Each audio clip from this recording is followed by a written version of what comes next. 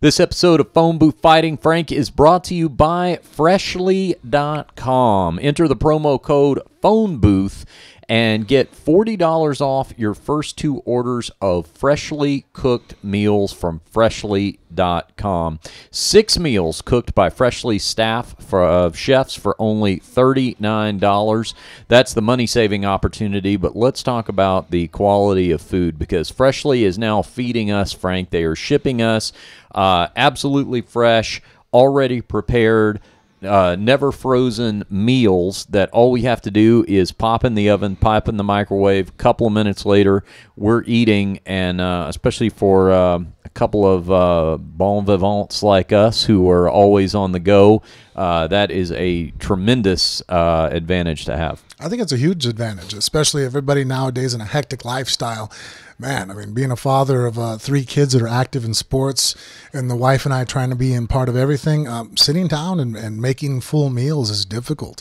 This is a great way to go ahead and still get a meal that's nutritious and not just a fast food meal, which is a lot of times what we revert to, and I think a lot of families do when you're running low on time. This is super fast. You can eat at home, and it's super convenient. It's one of these things where, and I guess it's, the modern age of the internet and the convenience that affords. It's just there's certain times that I remember, getting, like, I order contact lenses now online, for example, and food through Freshly.com has now come into my life where it's like, I've only been eating this for a couple of weeks. I'm like, why was I not doing this sooner? Like, this is the easiest thing in the world. Somebody's actually shipping food to my house. It's like ordering takeout, but you don't even have to order it on a nightly basis, because you can order those 6 meals at a time, get them for the price of 4 with the phone booth promo code. But there's that, but there's also the health quality aspect of it, because as you and I often point out, when you're in a hurry, a lot of times there's a reason why the word fast is in fast food. That's what everybody grabs for. But the problem is fast food is terrible for you. Freshly.com provides you healthy meals with the same convenience of fast food. And more cost efficient. Absolutely it is. Speaking of cost efficient, one more time, Freshly.com. What you do is you go there, you enter the promo code PhoneBooth, and they're going to give you 6 quality fresh cooked meals for the price of 4. So that's 6 meals for $40 off your first 2 orders. That's going to work on your first 2 orders. 6 meals for $39. You're going to enjoy those. You're going to want to reorder. And then you know what? Use the same promo code again. Same offer is available. Promo code PhoneBooth. Get 6 meals at Freshly.com for $39. This episode of Phone Booth Fighting Frank is also brought to you by our friends at Earth's Brew, Jonathan and Joe. Good phone booth fighting listeners running their small business of plant-based relaxation fused nirvana. The best of all worlds: health, taste, efficacy, and experience. We always have the box of Earth's Brew here on the table.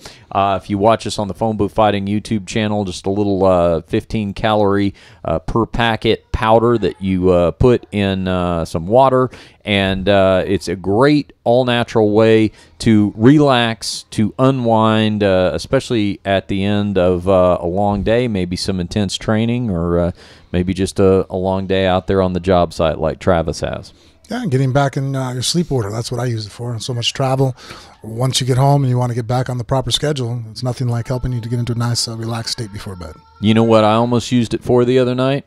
We had a larger than expected turnout of trick-or-treaters at Halloween, and we went through a couple of big bags of candy, and Jennifer said, what else do we have? We got.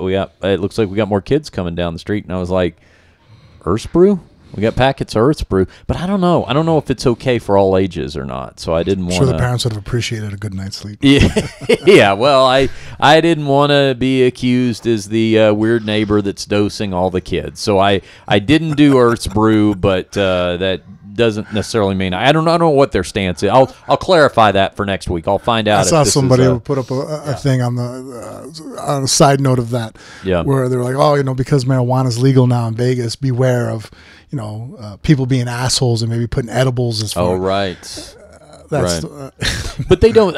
They probably wouldn't want to give that away. Exactly. There's nobody in their right mind going to pay that much for edibles and then hand them out to fucking neighbor kids. I don't think so. All right. Earthsbrew.com. Enter the promo code PhoneBooth, folks. 10% off all orders at checkout.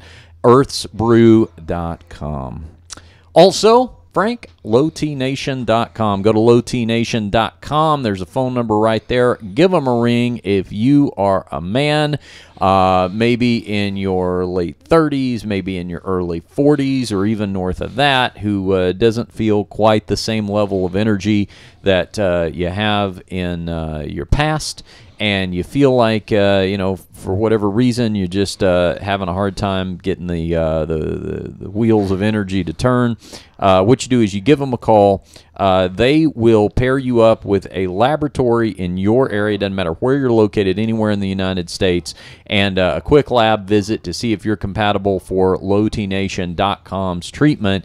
After that's the hardest part about it, and I'll let you take it from there, Frank, because once you do that, that's basically the only out-of-house trip you have to make, and once you do that lab testing, then Jason and Brandon at Low T take over from there. Yeah, and if you qualify and it's something that would help you out in your life, they set it up from there. They get you on the right amount of treatment that you're, to necessarily to bring you to where your levels are going to be back to where you were when you were in your 20s, and you'll be feeling good, and all the activities that you would like to be a part of that you feel sluggish or tired for, you'll be able to now have more motivation, and things are shipped directly to your house, so you'll be very consistent and very convenient, which is something that I think always spells success. One thing we do here on Phone Booth Fighting, Frank, is for our listeners, with all of our sponsors, they will just come right to your door. I mean, you can actually touch every company that backs Phone Booth Fighting, and the product just gets sent right to your door. This is a podcast made for agoraphobes. There's basically never a reason to have to leave your house. Phone Booth Fighting is delivered to your house, and all of our sponsors deliver their products as well. Go to lowtnation.com. Check them out. The over-the-phone consultation is free. They will take it from there. You will feel so much better, and you're going to have that increased level of energy to get more riled up when we are breaking down fights. lowtnation.com. All right, Frank, let's talk some fights. This is the UFC 217 post-fight edition. Hopefully you like fights, because we have a lot of them to talk about today. And, UFC 217 went down last night. Madison Square Garden. I guess the second big Madison Square Garden card. The first one was, just about a year ago, once MMA was finally sanctioned in New York State, and of course they want to go big in Madison Square Garden, and they did it again last night for the second year in a row. 3 title fights on the card. Let me just say, as a general positioning statement before we start breaking down these fights, Frank, you can disagree with me if you want, but I think this pay-per-view delivered basically across the board. Not only every main card fight, but the prelims were exciting. There were a lot of finishes. There were title changes. Man, this one, to me, this was one for the record books in terms of all-time UFC pay-per-views, where I thought the card just delivered top to bottom. I agree with you. It was one of the best cards I've seen in a long time, and I think out of all my predictions, I got one right. Yeah, which is kind of a good sign, because if you're getting all your predictions right, especially if you're good at predicting fights, a lot of times what that could mean is that maybe the fights aren't all that compelling if they're always easy to predict. So I would actually suggest that someone who is capable of a qualified opinion like yourself, if you do have an off night, that's probably a pretty good testament to the matchmaking. Yeah, the only fight that I got right was out of the 4 that I had made picks on was McDonald, the Wonder Boy. Yeah.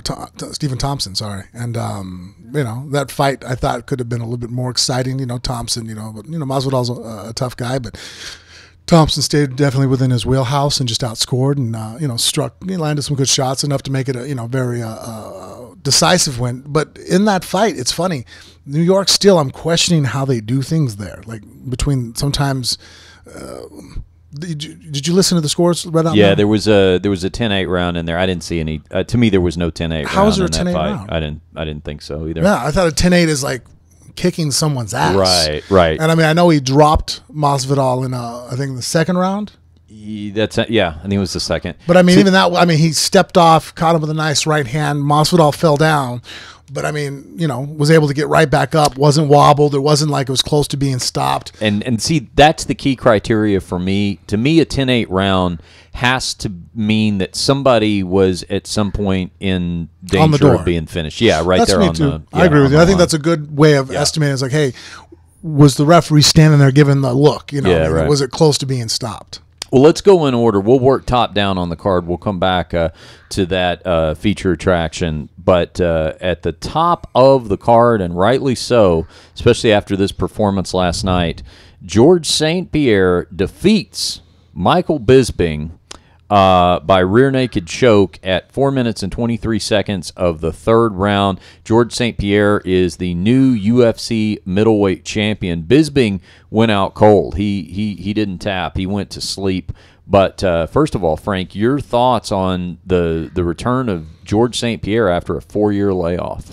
I thought in the first round he looked actually pretty good as far as, he followed the strategy. He actually backed Bisping up, and Bisping's very good at moving around, but where he gets people is that after you chase him, when Bisping starts moving forward, he's so busy and throws from so many different angles that he overwhelms you.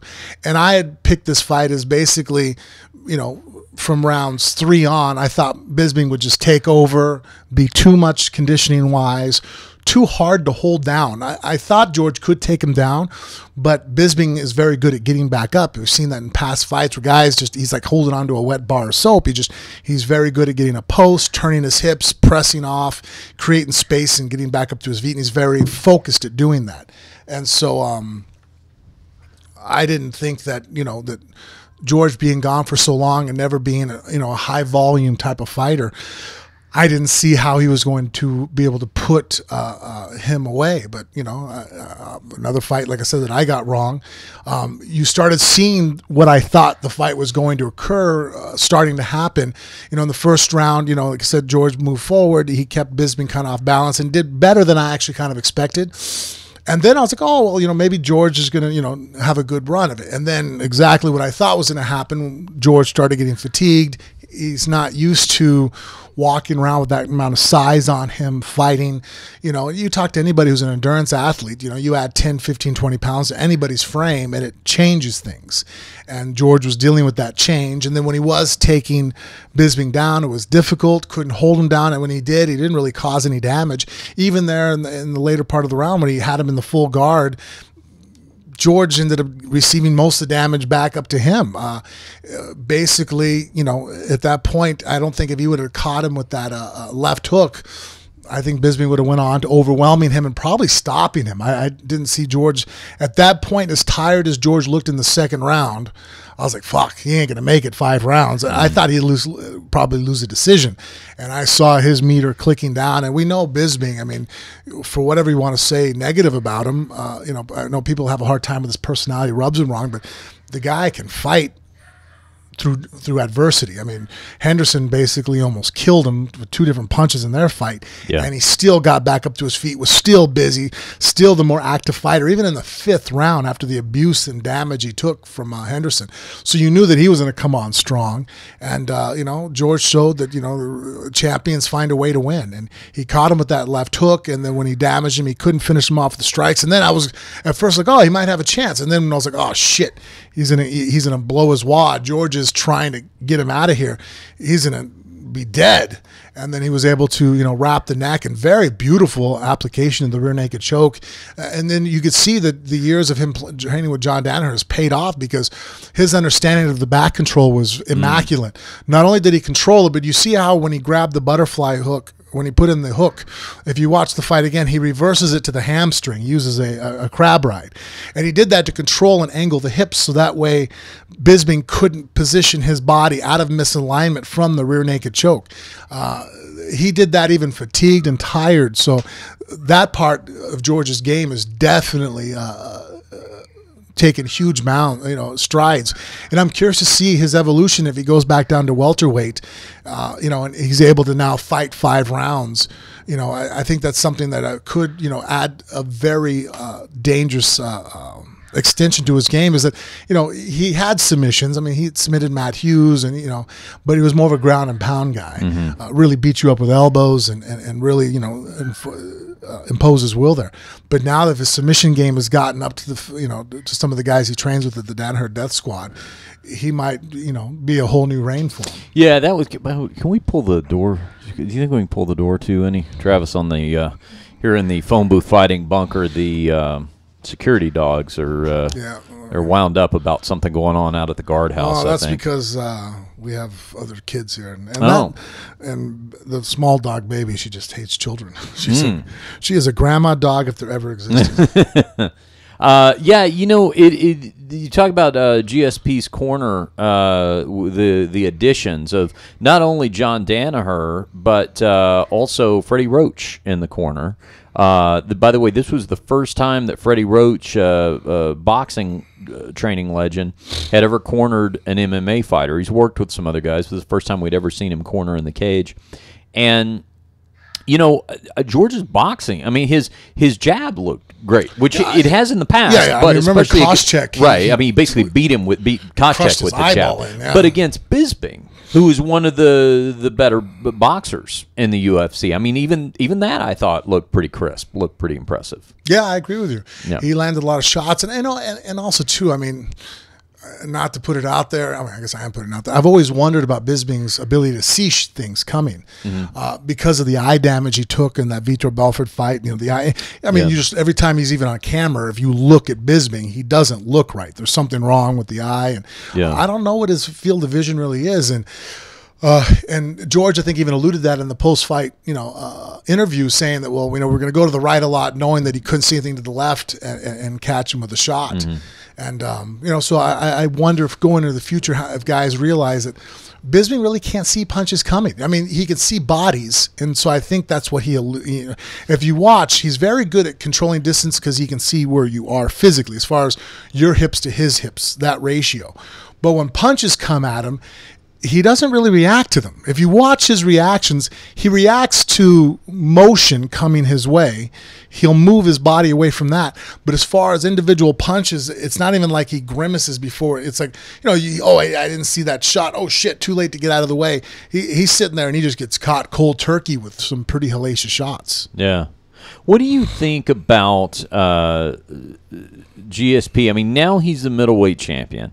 It seemed to be the logical school of thought that he was going to come into this fight, this was a one-off, and then he would go back down to his natural welterweight division. And in his comments after the fight, it kind of sounded like that's what he was saying. He talked about the fact that's his natural division, but I didn't hear him completely dismiss out of hand taking another fight at middleweight, but he's got the title now. So to me, even if he's going to go back down and fight at welterweight, I hate to there's something that rubs me wrong about somebody just going and winning a title and then it's just never defended. Kind of like what we went through with Jermaine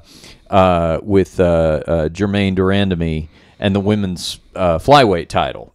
She won it as an inaugural title, Conor, and it's just gone. He hasn't defended the title yet. yet. Okay, so that's the comparison I was going to bring up with Conor, though, because McGregor is the UFC's first dual division champion, right?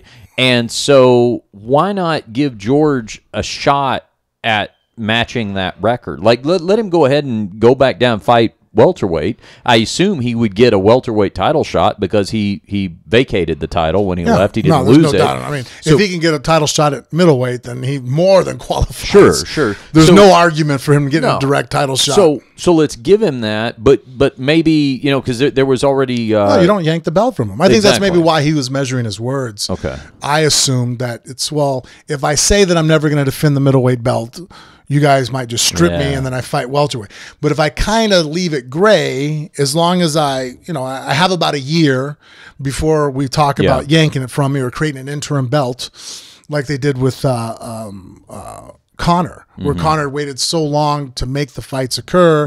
They ended up yanking the featherweight belt from him. So, I mean, he was the 2-division champ for about a month, whereas maybe, George can, idealistically go down, fight at welterweight, maybe go ahead and have Whitaker fight somebody else. Luke Rockhold, maybe? Yeah, Luke, and... because they've got a card coming up in Perth. And so, you would obviously want a native like Whitaker on that. That could make a lot of sense. I don't think George is being smart. He's not a spring chicken, and I think he deserves to be able to call out who he wants to fight according to the criteria and what he's done in the sport. Look what he just did with the Bisping fight. And so,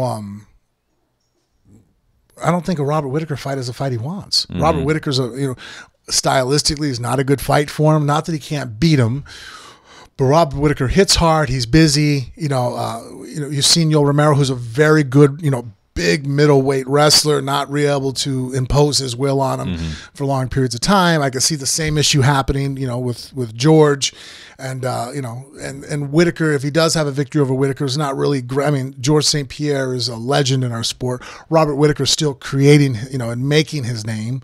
So I think having him fight Luke Rockhold and seeing what emerges from that, and I really think George fighting Woodley would make the most sense right now. And I mean, and why wouldn't Woodley immediately, accept that fight? And you know what? Tyrone Woodley needs that right now for his marketability. I mean, I know that this would upset him to hear because he is the champion, but there's been backlash over Woodley's last couple of fights, and when you're talking about trying to sell something as a pay-per-view main event, if you put George St. Pierre against Tyrone Woodley, you can sell that as a pay-per-view main event. Take GSP out of it, put somebody else in there, and how sellable is it right now? And actually, too, it might maybe Woodley just needs to pretty much embrace the heel, because I think that's something he has a hard time with, is that for whatever reason, and I don't really know, has he said anything or done anything publicly that why people dislike him? No, it's just the fighting style, but he knocks people. I mean, the only fights he's ever had. Well, it's just the McDonald or the Thompson fights that were bad, and the Maya fight. That was the last one. Oh, that the one. Maya fight. Let me tell you something. I was there for that fight live, but I mean, up to that point, the guy was exciting to watch. I mean, two different people who stylistically, and Maya has made a lot of people not look good in even beating him. Yeah. I think, though, what it also, because when I think of Tyron Woodley and excitement, I think of the Robbie Lawler fight. Yeah. That massive KO. I mean, but Josh Koscheck, I remember him just lighting him up. I mean, but the thing is, I mean, I think the fans have kind of a short-term memory, especially when somebody ascends to a championship. So it's kind of like once you get that title, I think sometimes to fans it's like, okay, it's like a clean slate. It's like, what's your reign going to be like? Is it going to be exciting or not? So I just think that he could. I mean, I think sometimes he's not appreciated properly, but at the same time, I think what happens, and he will tell you this, is that he fights smart. I mean, he makes more money as a champion. This is his job. This is his career. He thinks in terms of, I fight to stay a champion and keep this belt and make the bigger paydays and all that sort of thing. And that's fine. But if you're going to adopt that philosophy as opposed to, like a Cowboy Cerrone kind of philosophy, you're going to end up, the consequences. Yeah, the consequences, one way or another, are going to come with the fans. But I think that pairing him with George St. Pierre right now could be, and then let's say he looks good. There's an opportunity. Yeah. Have an exciting fight, whether you win or lose. Have an exciting fight, and then that'll get you, I think, back on the right side of that equation. So I like that fight for George St. Pierre, and then you, like I said, maybe you let Whitaker just keep that interim title right now, defend that interim title once, and then that'll buy a little bit of time. Now, I think a lot of questions were answered. Seeing George, it's a 4-year layoff, and he didn't come out as some sort of shell of his former self. I mean, he looked like as little of a layoff as 4 years could ever be. That it it had maybe as little as possible effect on him. So that being said, and also looking at the UFC landscape right now, what they need in terms of marketability and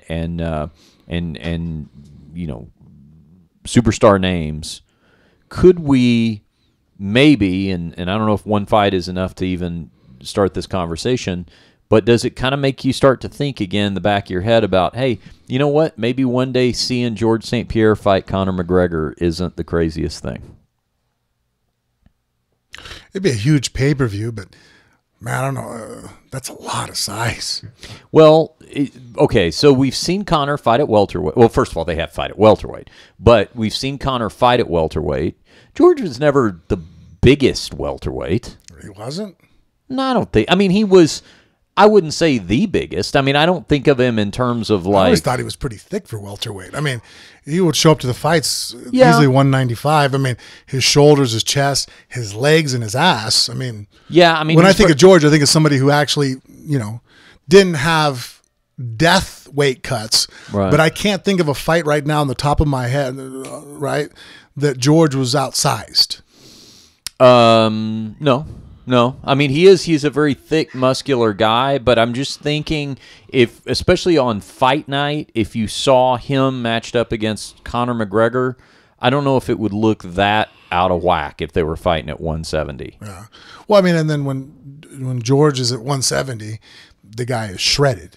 Yep. I think that at 168 that Conor would show up at. I mean, but Conor hits hard. I mean, he has a nice straight left hand. He could possibly catch him, so it isn't a fight to where you sit there and go, well, it's impossible for Conor to win. Yeah. Shit. I mean, there's a huge possibility. I mean, Conor's straight left hand, catches anybody and they can go to sleep. So. Yeah, well, it's just something to consider down the line. But and of course, there's going to be a lot involved in even getting Conor back into the UFC. He laid down the gauntlet the other day publicly and said he's not back in the UFC without co-promoting. And Dana responded and said, yeah, we'll work that out. I think Dana's that's a foregone conclusion now. He just looks at it and goes, yeah, of course I'm going to have to co-promote with this guy. Let's do it. Let's just get him involved. That's what I'm reading into what Dana's saying, because he sings an entirely different tune than he used to in the past whenever co-promoting was talked about, and rightfully so. I just think that's something to consider for down the line, because one thing Conor McGregor is going to be looking at if he continues to fight in MMA, I think he's going to want to break box office records by not just a little. I don't think it's going to be enough for him in the next few years to just have what would be considered the all-time biggest selling pay-per-views. I think he's going to look to just shatter those records and set a whole new standard. I think he wants, if George fights Woodley, let's say he's successful and beats Woodley, he now becomes a 2-division champion. Yep. Could you imagine? I mean, that's one hell of a sell. I mean, the only 2-division champions in the UFC are both actively fighting right now, and they're going to fight each other. Mm-hmm. Yeah. That might be the biggest pay-per-view of all time. Yeah. And maybe what if between I mean, we're brainstorming here. I'm just going to get crazy. But what if by the time they fight, you've got 2 fighters and 3 championships between them? What if Conor's still the lightweight champion? What if GSP had the welterweight and the middleweight title, and they fight for the welterweight title? Yeah. That's interesting. Somebody's going to, take somebody else's, well, I guess if Conor won, he would take the welterweight. Anyway, it's just kind of a fun thing to play fantasy matchmaker about. But I think Conor will, if he comes back to MMA, I think he is going to look to have the equivalent of the Mayweather-Pacquiao type, record, the all-time box office record, or, now the Mayweather-McGregor pay-per-view record. I think he's going to want something like that. And it just seems like if everything stays on track, if George continues to look like he looked last night, then maybe that is the marquee name that he needs. Because Conor he's never had a legendary opponent. I mean, he had a couple of great fights with Nate Diaz. Well, Jose Aldo. But to the more casual fan, yes, certainly a legend. But I'm talking about when you run that trailer on SportsCenter. How do they react to the name of the opponent that he has? You know, I mean, all due respect to Jose Aldo, but I'm just saying back then, if you had run that trailer on SportsCenter, that would not have gotten the kind of reaction that I think a future fight, if you ran, Conor McGregor and George St. Pierre side by side, what that would mean to the more casual sports fan. Sure. I just think that that's something that Conor's legacy could really use moving forward if he comes back to MMA. Hey, back to Bisping for 1 second, and not to add insult to injury, maybe it was just me. Tell me if it was. Did Bisping look not quite as cut as he normally does? I don't know if you know. He just looked a little smoother. Did you notice that, Travis?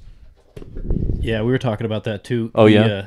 He looked a little bit more dad-bod-ish. Yeah, he didn't look bad. I mean, I wasn't like, oh my gosh, he's horribly out of shape. But I think of Bisping as a little more of a cut six-pack type abdomen and just, yeah, there was just a little smoother.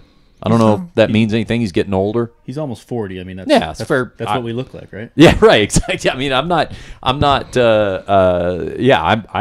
don't mean to judge, but I did just kind of notice that about him.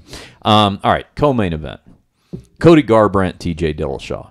Now, Frank, you and I have been saying forever now that, in fact, I think I said last week that of all the fights we have ever talked about leading up to, I think we may have spent the most time talking about this fight cumulatively in terms of analyzing all the different things that could happen without really being able to arrive at too definitive of a conclusion. You like Garbrandt going into this fight, I think, but just by a little, right? It was really kind of a pick 'em for me. Boy, for me, too. Yeah, and I kind of just sided with Garbrandt because of the fact he was the champ. You know, I seen what he did to Dominic Cruz. Yeah. So I'm like, all right, common opponent. TJ struggled with Cruz. You know, it was a close fight, but Cody Garbrandt. I don't think that Cruz even won a round. I mean, he completely smashed him. And so I thought, all right, well, it's probably a good reason to pick him. But you really in this fight, and I kind of suspected a little bit before, but I thought maybe he had other tools. But you really see that as far as on his feet, Garbrandt is more limited. Like what he does as far as the counter boxing and just his combinations, speed and power of his hands are exceptional. He's the best in the world, I think, at his weight class with the tools that he uses well. But I think some of the more unorthodox stuff of MMA, some of the kicks and whatnot, I think kind of harder for him to register. I think that, and you saw that every time that, TJ threw kicks, he really wasn't seeing them, and his basically only answer is to move out of the way. And that's what ended up catching him in the fight. He got caught with the kick in the second round, where that was the beginning of the end for him. And then then when TJ switched stance and was standing southpaw, he caught him with the lead right hook as he was trying to throw his punch and got clipped right on the chin. So again, like Garbrandt, I think still going to be a force to reckon with, but I think he just kind of has to open his game up a little bit, do some of the things that actually some of the other guys in his weight class are very versatile at doing. Switching stances and those type of kicks are not completely just unseen nowadays, and almost all the top guys fight that way now. Even at 125, when you see a DJ fight, they're moving, flowing from stance to stance, using different strikes. Much more of a complete offensive game of tools, where it seems that Cody has some very efficient, like I said, the tools he has, some of the best in the world. I just don't think his toolbox is very deep. Dillashaw TKO's Garbrandt 2 minutes and 41 seconds into the second round. That was not before, though, Garbrandt dropped Dillashaw at the end of the first round. And that's a testament to how tough TJ Dillashaw is, because he looked really wobbly going back to his corner after the first round. Super impressed with TJ's resiliency, because if you watch that again, he was moving in to throw his punch. He got caught with an overhand right, full blast from Garbrandt, right? that's pretty much a punch that in that scenario, the other guy doesn't even wake up for 2 or 3 minutes, completely unconscious. You have the whole body moving one direction, and then now someone puts their fist, throws an overhand right, knocks him in the chin, spins his brain the opposite direction that his head's going one way, the brain spins, is still following the direction that you set up momentum-wise. I can't believe he wasn't cold stone knocked out. And the fact that he was able to, when he fell down, bounce up to his feet and start to try to, salvage to not be stopped in the end of that first round, and then came back actually after a minute rest and had recovered, blew my mind. I mean, he took one of the best shots that really Garbrandt can throw on him, and survived and didn't get his lights put out. I mean, so TJ has one hell of a chin.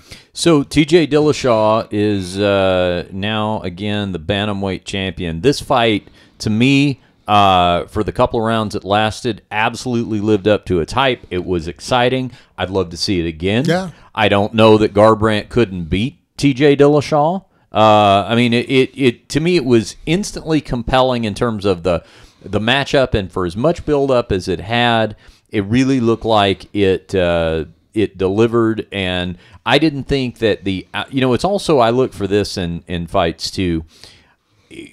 Despite whatever the outcome was last night, is that outcome a foregone conclusion in my mind? Basically, anytime they would fight, and the answer is no. No, if they fought again, I mean, I still think it's a close pick 'em fight, especially because I'm sure that Buckles is going to go back and look at it, things that TJ does, and trying to maybe cover up some of the ways to. The one thing that Garbrandt really made a mistake at tactically, in my opinion, is that even though he moved out of the way of the kicks of TJ, there was no punishment for it, right? You immediately seen that, okay, you're going to throw a kick, I'm just going to scoot out of the way of it. So anytime someone has an attack in MMA offensively, if all I do is evade it, you're going to use that attack again. Why not? There was no punishment for it. You're going to keep throwing it. All right, well, if I can just throw this and you're just going to run from it, then now I'm going to use it maybe to set something else up, but there's no pain for it. There needs to be like some Pavlovian conditioning. 100%. That's why, one of the best ways to stop a low kick is to check it, right? All of a sudden, you go to throw a kick, I lift my shin up, we clash shin to shin, you're probably not going to throw a low kick again, right? It's like, ow, that fucking hurt. Yeah. No, or if I sit in on it and I fucking rack you with a punch and now you drop on the ground, your brain goes, I'm not probably going to throw too many more leg kicks. You know what I mean? Like, yeah. I always think that's funny when you see a corner, a guy goes back and they're like, all right, you need to do this. I'm like, wait a minute.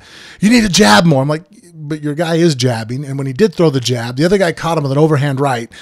You need to tell him what to do to defeat the counter of what he's doing. You can't just keep telling him to do the same thing over and over. It's like, grab that pan. It's hot. Just fucking grab it. Well, why don't you tell me to put a fucking glove on? And now I'll grab it. Because even though I'm going to try to listen to what you're saying, there's that Pavlovian effect of, well, when I did that, coach, it hurt, and I don't want to do that shit again. You know what I mean? Like, whether you admit it or not, our brains are being trained. During the fight, it's like, if you do this, I'm going to smack you here.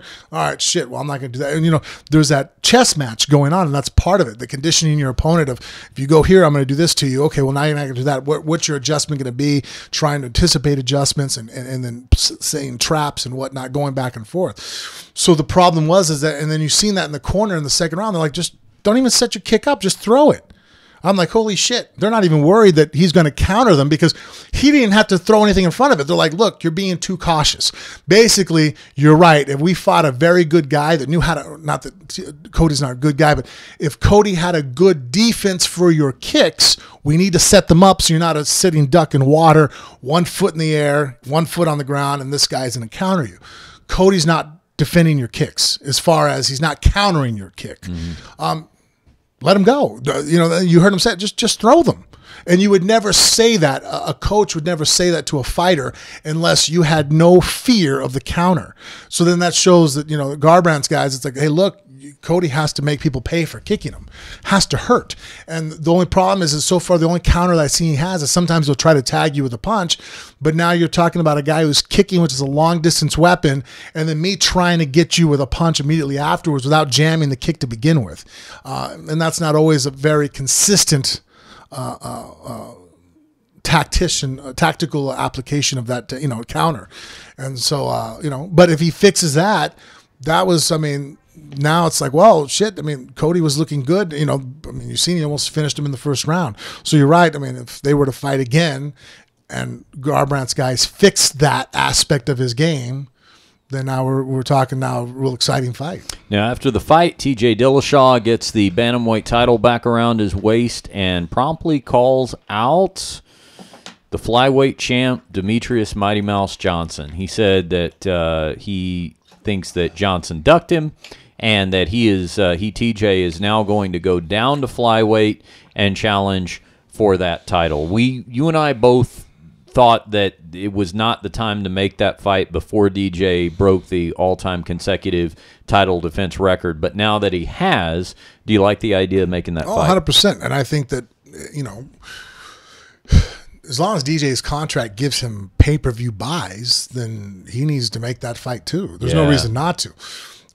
He's going to have advantages on his side that, yes, is he fighting a guy who's technically maybe bigger than him, but he's fighting a guy who's going to have to suffer down to 125. TJ is actually taking a big gamble to move down to fight, to make that cut down to, to flyweight. So he's going to have to be, and the first time he's going to deal with that, if I was TJ's coach or manager, I would probably want him.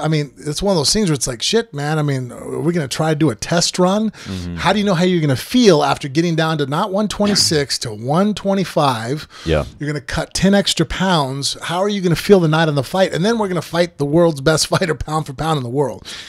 That's a huge leap. But, TJ seems to relish challenges and drive up and face them. So, really, at this point, I was on Johnson's side for as far as avoiding it the first time because, his record, I thought that the fight should have been about him breaking the most consecutive record, title defenses.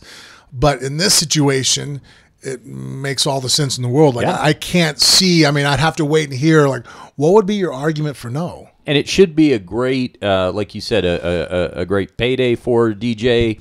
It should be, I would love to see this be the fight that finally gets him appreciated in terms of pay-per-view buy numbers, because you would be if you have the discretionary income, you would really be missing out to not buy that pay-per-view if that's the main event, in my opinion. I think that'd be a very exciting fight. No, it's majorly compelling. And then now you're talking about maybe having a more, in fact, actually out of if let's say in a perfect world, Conor did it, now George does it, becomes a 2-division champion. Yeah. I don't see George really effectively defending both belts. I could see him doing well at welterweight, obviously, but the middleweight, it just, I know he got the win over Bisping, but, there's a lot of guys at middleweight that are much bigger than he is. And I just, it's not an easy, I don't feel as confident as if Cody's able to defeat Demetrius and be able to fight at that weight and beat the best guy in the world, cleaned it out.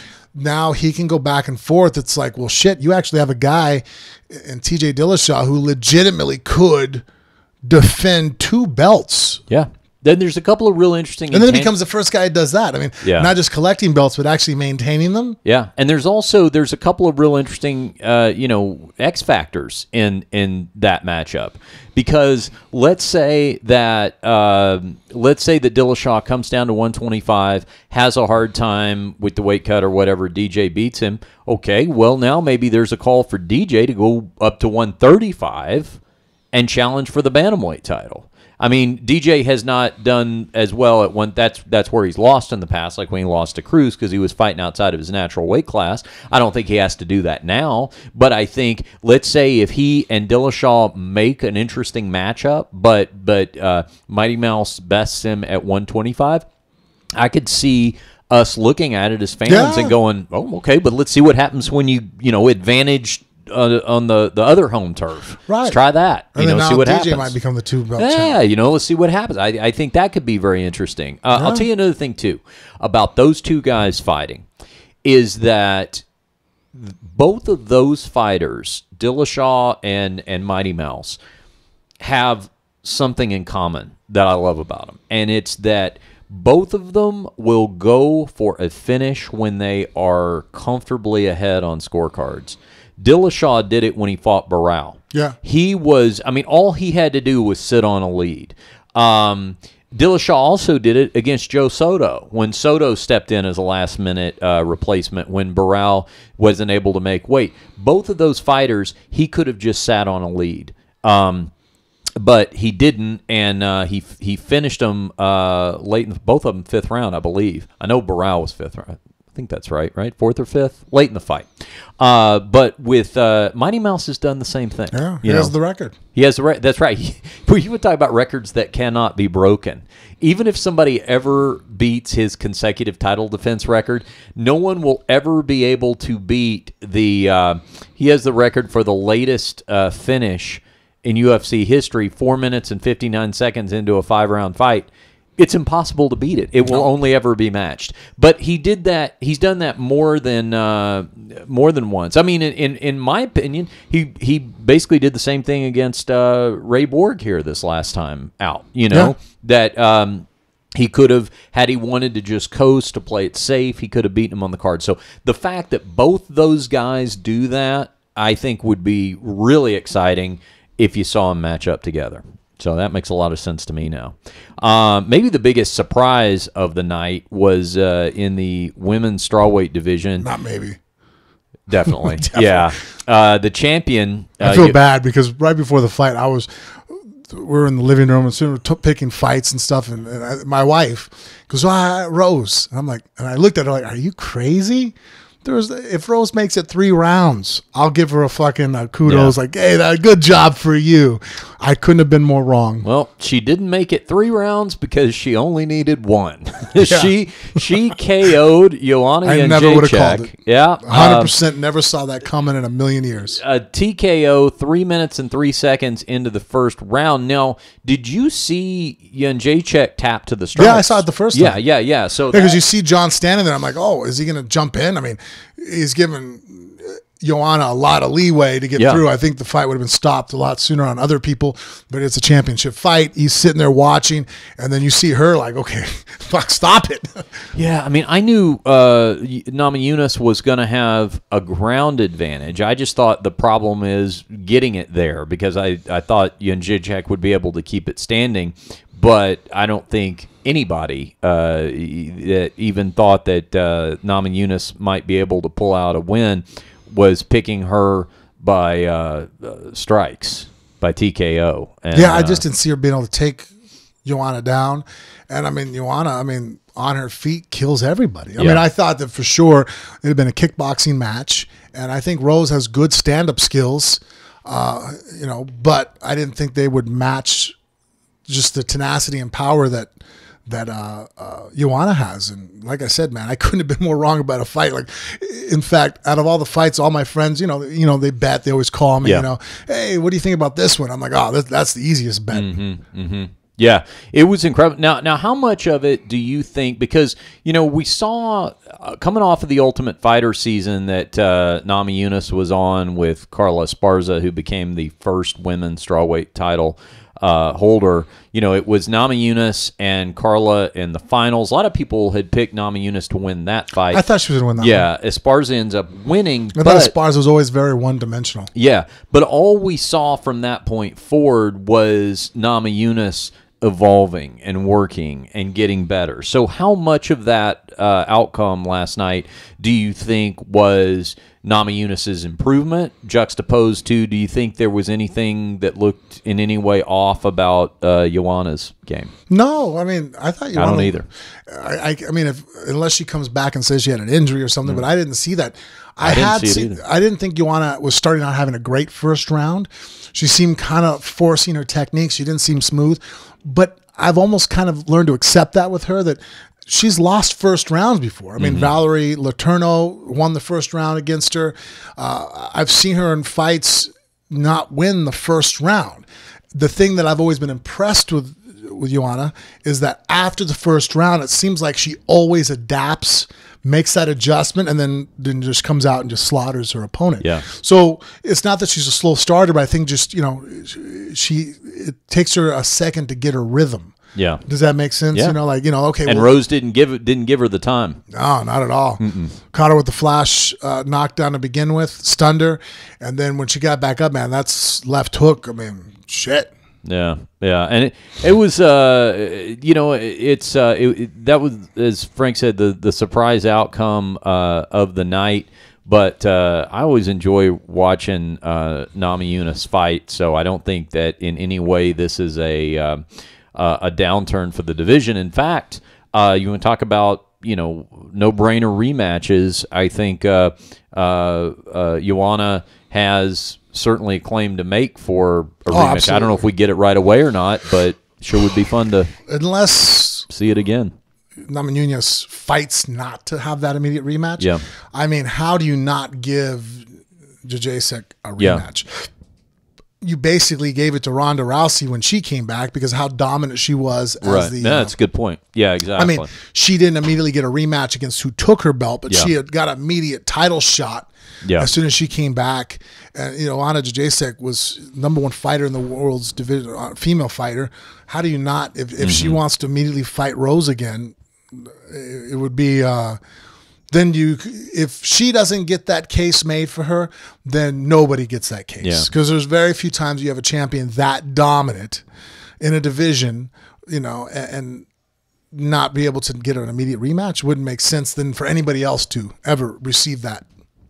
We talked about the Stephen Thompson, Jorge Masvidal fight a little while ago at the beginning of the show, but this was a stylistic difference. I didn't see it 30-26, but I definitely saw it 30-27, all rounds in favor of Stephen Thompson. And he's like the karate kickboxing version of Damian Maia, kind of, in a way, to me, in terms of what's going to happen. It's just a question of, can you compete with that style or can you not? Is it going to frustrate you the entire fight or is it not? Tyron Woodley found ways to win against Stephen Thompson, but we've seen him frustrate fighters, in the past, and just be able to keep them from really being able to get off. I mean, Masvidal, certainly he had his moments, but Thompson definitely, this was his night. Now, he will now remain a top-ranked welterweight. Well, both will, but Thompson now is just right there around the highest of echelons. But he's got 2 losses against the champion Tyron Woodley. So I think it's more reason that George is fighting exactly. But the other interesting thing about that is Thompson and GSP train together. So you got one of those deals maybe coming down the pike. You wonder if at some point you got, and I know GSP isn't, he's more versatile than most with his camps. I mean, he moves around. He uses a lot of different guys to do a lot of different things. But it is interesting to consider that if Thompson keeps hanging around the top of that division and eventually GSP and Woodley fight, if GSP's the new champ, you might have a friends having to make a decision kind of scenario, front of you. All right, Johnny Hendricks kicked off the main card, fighting undefeated Brazilian up-and-comer Paulo Costa. Costa defeats Hendricks via TKO 1 minute, 23 seconds into the second round. I'll tell you this, for as tough of a time as of late as Johnny Hendricks has been having, I didn't think he looked particularly bad in this fight. I thought he looked resilient with Costa. I think this was just a matter of Costa looked much bigger than him. He's a young guy. I mean, he's on the uptick. I'm not saying by any stretch of the imagination it was a particularly memorable night for Hendricks. I'm just saying, compared to recently where we've seen him and you're just like, okay, is he just gassed out? He just didn't look ready to fight? Whatever. I think he was hanging in there as best he could against Costa and at least made Costa work for his victory. But I think what we get coming out of that fight is that Costa is definitely got bigger fights and bigger names ahead of him. And then unfortunately, Johnny Hendricks is just a few more steps into that kind of limbo feel he's been in, in terms of a former champion that's, you just don't know exactly where to put him now in terms of where his career sits. Well, and I think actually the issue with him and Travis, and we were having this conversation before we started taping, right? Yeah. Reiterated for those at home, he makes a perfect case for why you don't push your kids too hard when they're young. I personally feel that Hendricks is burnt out on the whole weight cutting thing. I think that's what you've seen the last 3 or 4 years of his career, why he had struggled with welterweight towards the end, fighting there. Now, I mean, the guy moves up to middleweight and can't even make that weight. You know, how many times has he now missed at middleweight? And he thought he was going to miss this time. Yeah. You look at his body. For a guy who used to cut weight for free, you know, for college education, now you can't get the guy to cut weight to save his life. I mean, think about it. As much money as he makes, every time he misses weight, he has to give a percentage of that purse away. And it doesn't even inspire him enough to go, fuck it. You know, regardless of what you know, fighting better, it's like, well, you're guaranteed money you're giving up a percentage of. Yeah, I just don't care that much. And he just doesn't. And I think that, you know, it's not that it's a mental weakness thing. I just think it's called burnout. And I just think that that's what Hendricks is suffering from, is that he doesn't want to be at the appropriate weight class. He doesn't want to cut weight. So even at middleweight, you know, he's carrying around a lot of body fat that's not helping him win fights. I mean, he has a short reach to begin with at welterweight. He has an abnormally, he looks like a T-Rex fighting at middleweight. He's given up so much reach. His mobility is shit now because, you know, changing levels and going on someone's legs, it's harder for him because he's shooting weighing 200 pounds. He never weighed that in college. So all his muscle memory and all his timing that's been developed over years of a certain body weight and certain body type, he can't even fall back on, because it's like, well, now he's trying to learn how to fight with a whole new body again late into his career. And I think it all stems from the fact that the guy's been cutting weight since he's probably 6, 7, 8 years old. Yeah. You know, they're wrestling Oklahoma, and you know, it's too much for him. Well, it's tough because I pull for Johnny. It just on a personal note. I mean, Super nice guy. we're from the same area. Well, he's originally from Oklahoma, but he's a Dallas-Fort Worth guy now. It's where he lives. But he has always been not only just a super nice guy, but something that, and maybe it's not quite as appreciated if you don't work in media or something like that. He's a guy who always gives you a good interview. And by good, I don't mean just the trash talking and the sound bites and stuff. He's a guy that listens to your question and gives you a thoughtful answer. He doesn't give you a lot of cliche answers. No. Conversations I've had with him before about strategies and game plans and matchups and stuff like that, even if I was the 8th or 10th interview he'd done that day, and even if he was half out of his mind from trying to cut weight, I just always appreciated that about him. I think he's the consummate country boy, just well-mannered and just, you know, easygoing guy that, you know, a ferocious competitor. I just think that, you know, I just think he's burnt out on the weight cutting. And I think that is just so much, like I was pointing out, there's so many things that fall into that domino effect spreading out to different areas. It's causing him just to really have a hard time. You can't fight the caliber of fighters that he's being asked to fight at that much of a deficit. And I think the deficit just starts with the guy doesn't want to cut weight anymore. You know what? He trained with Jackson Winklejohn camp out of Albuquerque for the first time for this fight. And I don't think he spent quite as much time there as he would have liked to. So prior to the fight, he was saying that he would continue to train with him. And my understanding was actually try to be there more for subsequent fights. So maybe that helps, because I'll tell you this, he didn't look unprepared. No. I mean, like I said, so maybe for what he's dealing with, that's for what he walks into the cage with, he's doing well with. Yeah, it's just that he's starting. I mean, it's like we're having a race and he's wearing a 100-pound backpack. Yeah. It's like, well, you could try as hard as you want. You pretty much lost us before we started. Well, and so what I was going to say is that maybe we will see more residual benefits from that new relationship with Jackson's Winklejohn camp. Maybe we started to see some of it. Maybe it will actually help him, especially if he's going to spend more time there for his next training camp. We'll see. I think, you know, what he needs is some time off. Yeah. I mean, maybe just, you know, a long enough break to where he gets the bug back. Somewhere where his desire to want to, you know, I mean, fuck, cutting weight, I'm not going to, eating right is hard for almost everybody I know. And so if he's lost that drive and he's burnt out, something to cause that fuel to want to get him to want to, if he does that aspect and gets his weight back under control, I think that he's still a very dangerous fighter. He has all the tools there. Everything that got him to be Johnny Hendricks is still there. It's just, it's being hindered by the excess weight. You know what we should do for Johnny? We should send him the promo code phone booth for freshly.com. That's what we should do.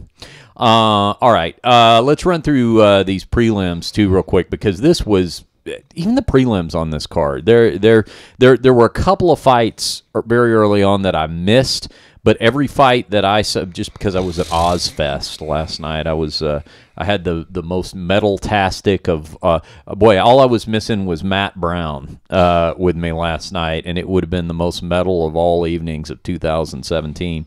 So I had to watch these about 4 o'clock in the morning when I got back from San Bernardino. But our buddy James Vick, the Texecutioner, becomes the first fighter to ever knock out Joe Duffy. He defeats Duffy via TKO 4 minutes and 59 seconds into round. This says, my recap says round 1. That's a mistake. It's round 2. I thought Duffy won the first round against Vick in a pretty calculated manner. I mean, it was close, but it looked like Vick took that first round to kind of figure out his range and that sort of thing. And in the second round, I thought Vick had that. I thought Duffy's output had dramatically dipped. I thought Vick was connecting much and using his range, because he goes in, he's 6'3" and weighs 155 pounds. Began to use that, and then he finished him just with about a second left of the second round. James, by the way, I was talking to him this morning, and he's going to come on with us Wednesday. Cool. He's very excited to come on to Phone Booth Fighting and call out his next opponent, because I tell you what, he has really taken your advice to heart, Frank, about use those interview opportunities to let him know what you want, and he did last night. You watch his post-fight comments. He said, "Listen, I am 8-1. And I'm unranked." He said, "Name another fighter who's 8-1 in their division and is unranked." And he said, "I've called out every fighter." He mentioned Dustin Poirier, Anthony Pettis, mentioned 2 or 3 other ones. And he said, "I troll them on Twitter, and they act like they don't know who I am. They know exactly who I am, and I want a ranked opponent." And he did call out an event. There's going to be a fight in Texas, I think in February. And he wants to be on that fight card. I'm sure he'll tell us more about that on Wednesday when we have him here on Phone Booth Fighting. But he really does seem like a guy. He was an unheralded guy when he came on to The Ultimate Fighter, and then had a few injury issues to deal with. Eventually lost to Michael Chiesa, who was the winner of The Ultimate Fighter that year. But I think he's a guy who has really takes control of his career, and for as young of a guy as he is, he really seems to just have an acute awareness of the importance of what he's doing, not only with his fists and with his feet, but also with his mouth, taking the opportunity to ask for what he wants. Yeah, no, I think what we mentioned to him was, when you're asked a question, take it over, give the answer. If people are just asking generic questions, just, give it a quick answer, but then turn around and you can morph that into what you want to say. It's like, yeah, okay, yes to this, but this is where I want, and you can just go through it, and you can see that, through social media and through his interviews, and then he's doing what's most important is winning fights and putting guys away. I mean, finishing guys. And the first round, I thought that he didn't fight. Duffy was moving a lot and throwing punches, but he started pulling and landed a lot of jabs that I think effectively shut Duffy down even in the second round. I think I even thought that he won the first round, but it was just... He might have. But I didn't even actually look at judges' scorecard, so I don't know how they... I don't know how... You're right. I don't... Yeah. But I didn't think it was a blowout. I thought it was him still trying to figure out Duffy. Yeah. And then once he started hitting his rhythm and figured him out, then obviously, you've seen the beginnings of that uppercut occurring even in the first round where he threw it, and it was like, wow. He put a lot of horsepower on that, and Duffy wasn't being able to react to it properly, and then finally he caught him again right up against the cage with that uppercut. completely rocked Duffy, dropped him down, and then was able to turn the corner on him and finish him with strikes. Prior to that, an unfortunate outcome in the heavyweight division as Walt the Big Ticket Harris is disqualified for a late hit about 4.5 minutes into the first round against Mark Godbeer. Harris was coming off of that same day replacement fight that he got against Fabricio Verdum, if you remember that. Yeah. Fabricio Verdum was supposed to fight the Black Beast, Eric Lewis.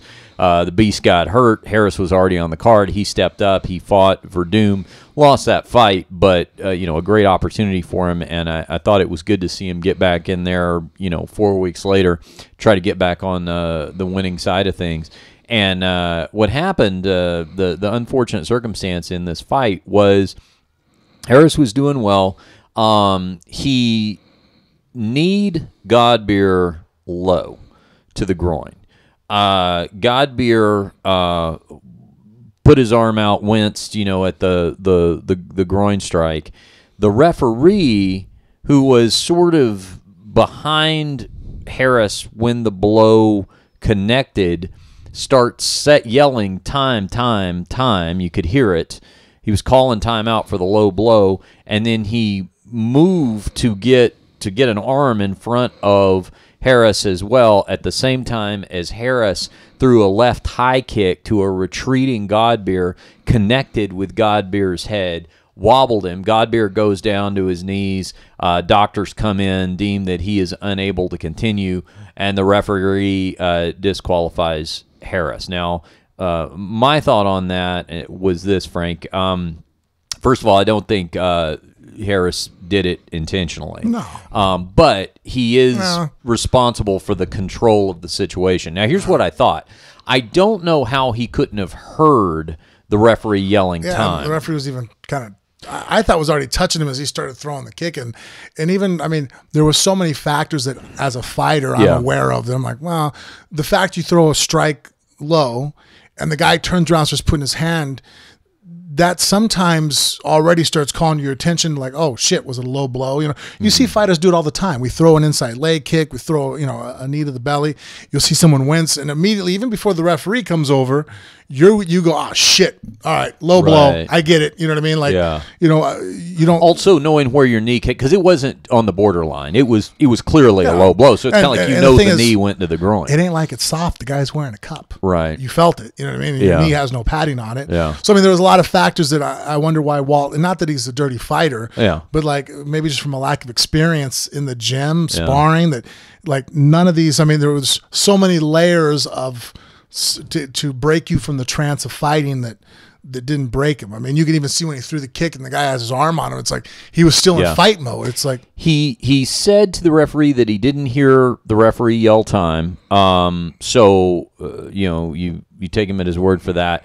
The one thing I will say in defense of Harris, when I watched the replay a couple of times, when the referee did try to get his arm in there, I thought at the angle the referee was coming in that Harris's foot was basically right about to connect. Yeah, that was the one that I thought he had a legitimate case on, because depending on which angle, because at first you look at it and you go, wait a second, the referee's already in between them, but after I looked at it from a different angle, to me, I could see it to where Harris is basically can't pull that leg back before he realizes there's an arm of the referee coming in front of him. But the part about him yelling time, I think it may have just been Harris getting carried away there. He was immediately apologetic about it, but unfortunately, that's why you can tell he's not a dirty fighter, because his reaction afterwards wasn't like, you've seen those guys in kickboxing and MMA that that foul somebody and they have that look on their face that you could tell like they don't give a shit that they just fouled you. Yeah.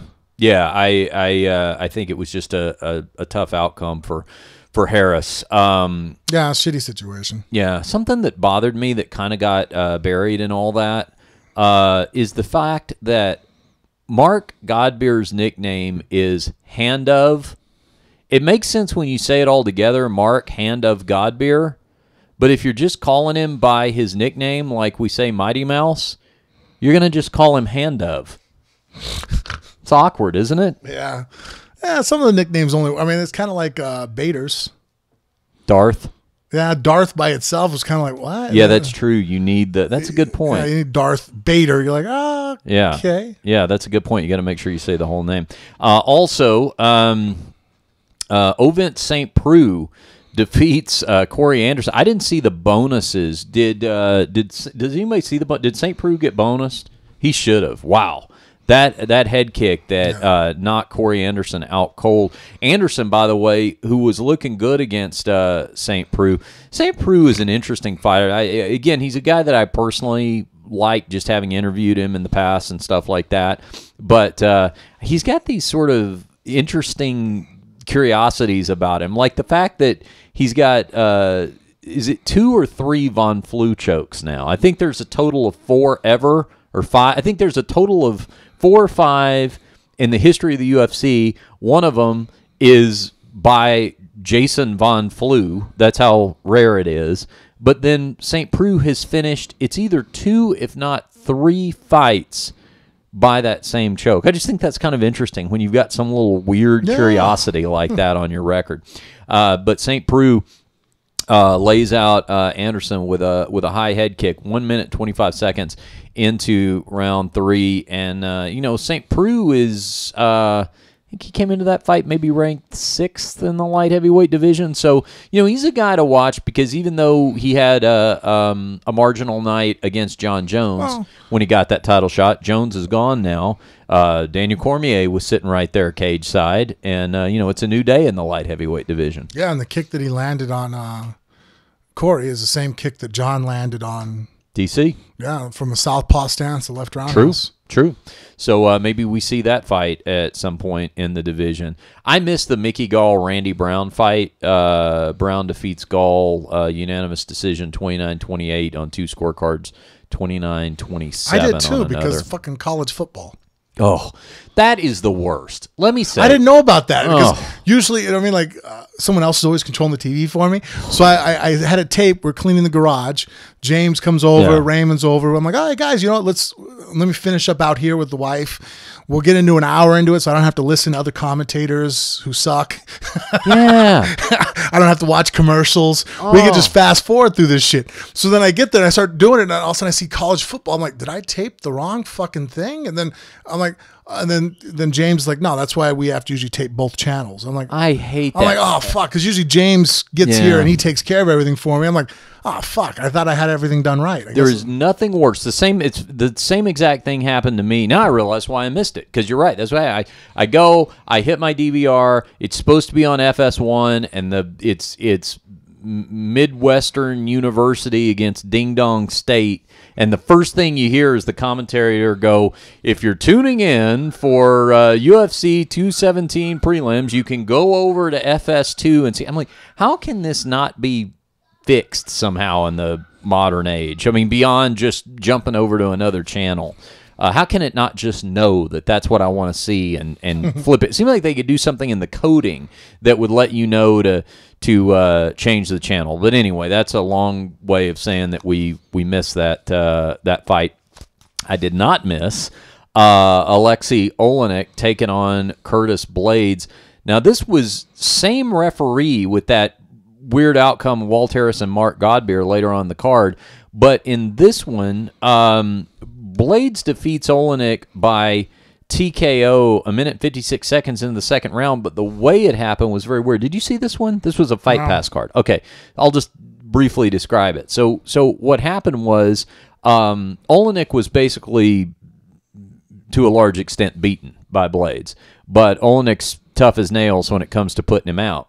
So he was down on his knees. Blades instinctively and erroneously basically threw what would have amounted to a soccer kick to the head, but it missed, right? So rather than throw it to the body, he throws it to the head, and it just grazed Olenek's ear. I mean, just barely grazed it, right? So really no physical effect whatsoever. However, when it happened, rightfully so, referee stops the action to check on him to see if it affected him. Doctor comes in, looks at Olenek, and says, no, it didn't. That kick didn't hurt him, but this guy's out of it. Fight's over. So Blades wins via TKO. So it was kind of like the MMA equivalent of getting pulled over for having a headlight out, and then they find a warrant that's out for you, and you're off to jail. So kind of a weird outcome with that fight. And then I also missed Ricardo Ramos and Ayman Zahabi on the that was the first fight of the Fight Pass prelims. Ramos defeats Zahabi by a spinning back elbow at 1:58 of round 3. I may have to go back and look at that one. But all in all, fantastic card. I was really happy with this one. And then the Bellator the night before. Yes. So the night before, Bellator was at Penn State University. You had a couple of Penn State wrestling standouts on the card. Cale Sanderson was not only there, the head coach of Penn State Wrestling. He was there, but he was even jumped in on color commentary for a little bit. Ed Ruth won his fight. He is I think a 3-time national champion for Penn State. Fights over in the Bellator organization. He I think he only lost like 2 or 3 times ever in his college career. Yeah. He defeated Dempsey? What is Dempsey's first name? He used to fight in the UFC. We'll figure that out in a second. But he knocked Dempsey out cold, and the impressive outing in the Bellator card. And then Phil Davis wins unanimous decision. And then the headlining fight was Ryan Bader defending his light heavyweight title over there in the Bellator organization against Linton Vassell, and he finished Vassell in the second or third round? Second round? We just watched it. I think it was second round. Did Bader win second or third? I thought the third. Maybe it was the third. It was 3 of a scheduled 5. He caught the wrist and was able to he had good control. Bader's very good against the cage. He's good close-up boxing. Yeah. I think still the only thing about Bader is just, man, he's just very robotic with his footwork on the outside. I mean, he kind of almost like marches, and you can see how he looks like he's marching. You know, he just stomps his feet and is very like, he can't dance. Yeah. If right now he laid down a tune, he'd be the worst dancer in all of the MMA world. Yeah. You could tell he's just not a rhythmic guy, but extremely powerful. And then he caught that wrist and held onto the half guard, and very good understanding of how to tie the body up there. It's actually how I lost to Brock in our second fight, grabbing that wrist from behind the back, sitting on it, and sitting between the legs and scissoring them, so that way you can't twist either direction. And if you can hit hard, then you get in that position, you can do a lot of damage. He did well there. Yeah. So Bellator had a night of their own this past Friday night, and a good night for not only the marquee free agent signing of Ryan Bader that they had, but also an up-and-comer like Ed Ruth. It was exciting to see him look as good as he did Friday night. And then, people are asking on social media, Frank, about you, and okay, all right, you got the Bellator deal. Now, when is the Bellator fight? Nothing for sure is scheduled, but it's going to be sometime in the spring, I would assume, right? Yeah, April will be free and clear of any UFC obligations to be able to compete. So hopefully, as soon as April hits, we can, schedule something maybe in, February. I hope to have something, on the docket, so we know what we're getting ready for, and then be able to go full stream ahead. Very good. So that's the latest news on Frank's next fight. I guess we'll put a wrap on that. I got to go do comedy tonight. I got 2 shows tonight. I'm doing the 8 and the 10 tonight over at the Stratosphere. The 10 o'clock I'm opening for our buddy Butch Bradley. And the other one I'm doing opening for Sam Conroe. We got to talk on maybe the next episode. I'll have to play you some audio, but I won the first round of my roast battle. Yeah, I did a comedy roast battle. Never done that before, and I did it Friday night. I had to get up and was it close? Was it a blowout? I won a unanimous decision. Nice. It's basically 3 judges, and they pick one or the other. So I won all 3 judges' scorecards. But the guy that I competed against, Spiro Savalas, who I had not met before, I never worked with him or anything like that. He was competitive. It was a good back and forth. I'll have to get your opinion, see what you think. In fact, I might get Spiro to give us a call or something when we go over it and get his thoughts. Because it was weird to write to insult someone, one, that you don't know, and two, turned out to be a really nice guy. Yeah. Like, I met him. He's like the nicest guy. You know, it was. In fact, I even told him as we were sort of standing there chatting it up before we went out and tried to rip each other to shreds. I said, you know, from my days back of working in pro wrestling, this is what it's like behind the curtain. Where it's just two guys say, hey, how was your day? Well, you know, went out spending with the family. Yeah, had a nice day. You know, and then, you know, you're out in front of the camera 10 minutes later. You're like, let me tell you something. I'm going to take you down in the steel cage. You won't be anything left of you, you know. So it was a little bit like that. But it was fun. And I guess we go now. There's another round on November 17th. And that's the quarterfinals. And then it goes semifinals, finals. So with a little luck, I'll get to go further. And, well, I'll at least get one more round in a couple of weeks. So we'll keep you posted on how I do. All right. What about you, Travis? Travis is back in studio. He's been away, been traveling a little bit. What he's really been doing is working a lot of marathon construction, and so the listeners have suffered because of it, because they've been seeing me try to do the one-man band thing on the production. So I've been apologizing for that left and right. But you've been working yeoman's hours on the construction site. What's been happening? Yeah, we're over there at the Palms. The Fertitas bought the Palms from the Maloofs, and they're doing a major renovation. So we're wrecking shop over there, tearing a lot of the casino out and the pool and stuff like that. And so they're getting rid of the pool. The Fertitas are like, no pool. No, I don't want a pool. They're redoing pave over it.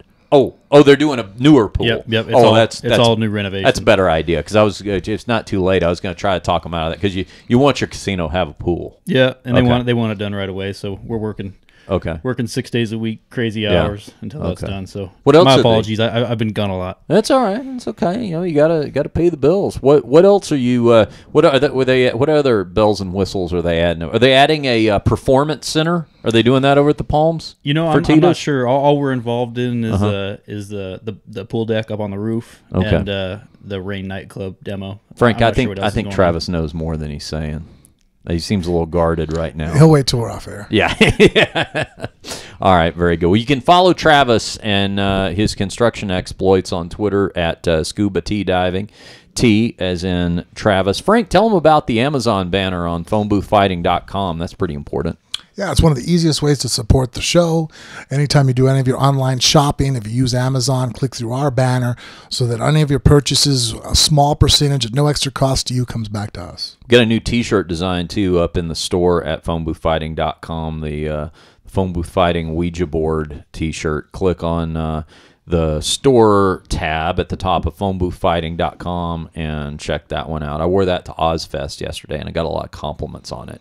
Oh, cool. Yeah, because there's a lot of dark souls at Ozfest. I could imagine. Maybe I'll do a more thorough review of Ozfest as well on the second show of the week this week. We will do a second show of the week. By the way, we didn't do a second show of the week last week. I felt bad because I teased the second show of the week on the first show of the week, and then we ended up not being able to do it. But we had some plumbing disasters. We did. I had a plumbing disaster, and Frank had kids to juggle. And you know, really, when it's all said and done, some people have kids, some people have problematic toilets, but they can both be equally as taxing, depending on the day, right? Okay. Tell them how to follow us on social media, Frank. At Phone Booth Fighting for Facebook and Instagram, and Snapchat and Twitter. You can find us at just Phone Booth Fight. That's it for Frank Mir. I'm Richard Hunter. We'll see you right back here next time on Phone Booth Fighting.